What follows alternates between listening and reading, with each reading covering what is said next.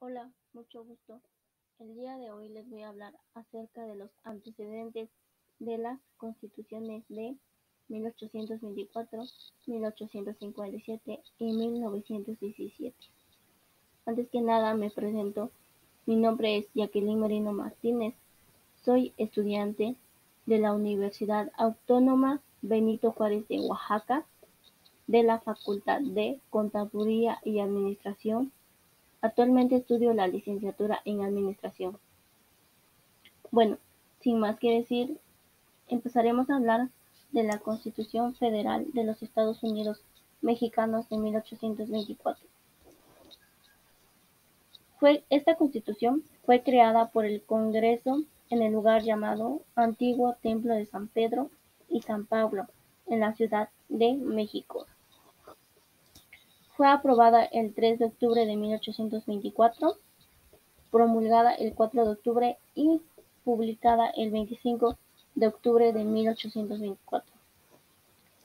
El autor de esta Constitución fue el Congreso General Constituyente.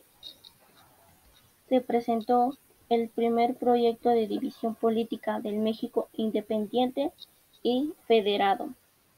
Se determinó el término Estado en lugar de provincia. Los derechos humanos en esta Constitución. Cabe mencionar que los ciudadanos son libres e independientes. En el caso de la soberanía, reside radical y esencialmente en la nación, y que ésta adopta para su gobierno la forma de república representativa, popular y federal. División de poderes. Existen tres poderes, las cuales son ejecutivo, legislativo y judicial. En el caso del Poder Judicial, esta estaría a cargo de la Suprema Corte de Justicia. En el Poder Legislativo, esta estaría a cargo de una Cámara de Diputados y una de Senadores. El sistema representativo. Cada estado elegiría su gobierno y su Congreso. Estado-Iglesia. Existía lo que es la religión católica apostólica romana. Esta es protegida por las leyes y se prohíbe cualquier otra. En el caso de defensa jurídica de la Constitución, se declaró el carácter independiente de México como país. Ahora hablaremos de la Constitución Federal de los Estados Unidos Mexicanos de 1857. Antes que nada, esta Constitución fue promulgada el 5 de febrero de 1857, redactada por el autor del Congreso Constituyente en el mandato de Ignacio Comonfort.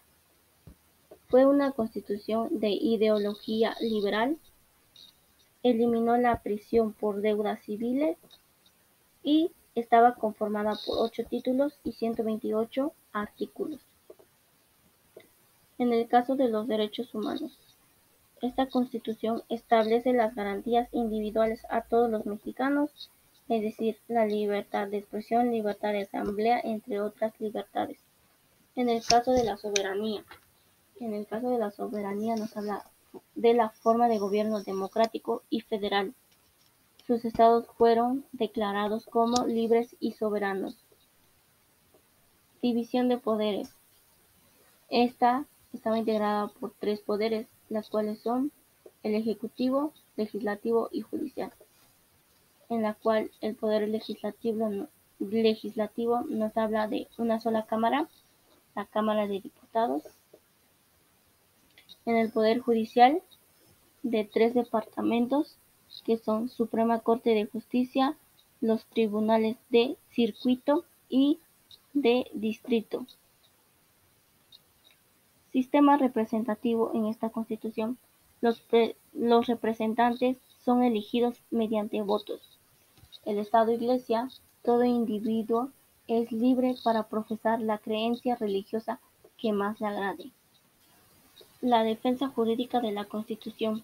Se destaca la consagración de las libertades para los ciudadanos mexicanos. Hablando de la Constitución, ahora de la Constitución Política de los Estados Mexicanos, de los Estados Mexicanos de 1917. Esta nos habla que fue promulgada el 5 de febrero de 1917, entró en vigor el 1 de mayo de 1917, es la norma suprema de todo el sistema jurídico mexicano. Se trata de dar por terminada la lucha armada y regresar el orden legal. La Constitución se considera vanguardista y esta Constitución es el resultado de la Revolución Mexicana. También esta Constitución consta de 136 artículos y 19 transitorios. Hablando de los derechos humanos en esta Constitución, fue la primera Constitución en reconocer los derechos sociales y otros derechos de los ciudadanos. En el caso de la soberanía, el pueblo tiene en todo tiempo el derecho de modificar la forma de su gobierno. División de poderes en esta Constitución. Existen 3 poderes, los cuales son legislativo, ejecutivo y judicial. El poder legislativo se divide en 2 cámaras, una Cámara de Diputados y una de Senadores.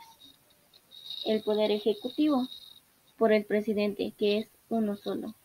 El poder judicial, por una Suprema Corte de Justicia, que esta Corte de Justicia se compondrá de 21 ministros. En el sistema representativo de esta Constitución se define a través de las elecciones, es decir, mediante los votos. Estado e Iglesia. En esta se reconoce la libertad religiosa, es decir, que todo individuo tiene el derecho de profesar libremente cualquier creencia religiosa, en la cual se sujetarán a la ley. En el caso de la defensa jurídica de la Constitución, todo individuo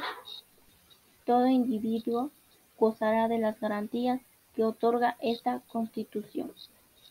Sin más que decir, es toda la información que les estoy dando a conocer. Muchas gracias y espero que les sirva esta gran información. Gracias.